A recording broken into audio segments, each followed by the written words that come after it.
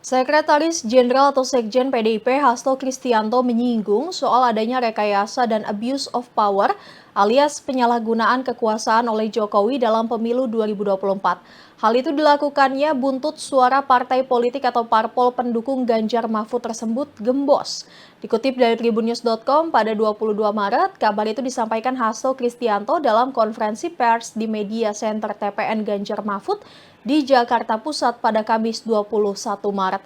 Melihat realita saat ini, Hasto menegaskan begitu masifnya operasi yang dilakukan untuk menghambat suara Ganjar Mahfud serta parpol pendukung. Hasto menilai suara parpol pendukung Ganjar Mahfud sengaja dikecilkan oleh pihak tertentu. Sehingga Hasto menduga ada upaya penyalahgunaan kekuasaan atau abuse of power oleh pihak berkuasa dan untuk saat ini adalah Presiden Jokowi. Hasto menyatakan bahwa potensi suara partai politik yang gembos itu sudah diprediksi oleh Deputi Politik 5.0 TPN Ganjar Mahfud Andi Wijayanto. Namun Hasto tidak membeberkan detail soal prediksi Andi tersebut. Hasto hanya menyatakan bahwa prediksi itu dilihat Andi setelah bertemu Presiden Jokowi di suatu kesempatan jauh sebelum kampanye pemilu 2024 dijalankan. Suara Ganjar Mahfud itu memang di lock 17%. Mas Bayu Indonesia juga bilang tadi saksi kanan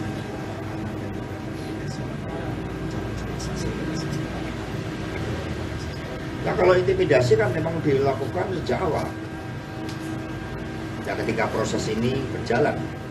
Bahkan ketika penetapan partai-partai mana yang bisa ikut pemilu, itu kan dilakukan berbagai intimidasi. Testimoni dari Pak Haidar Gumai di Komisi 2 itu kan menunjukkan bahwa sebenarnya beberapa partai itu tidak memenuhi syarat untuk ikut pemilu seperti PSI.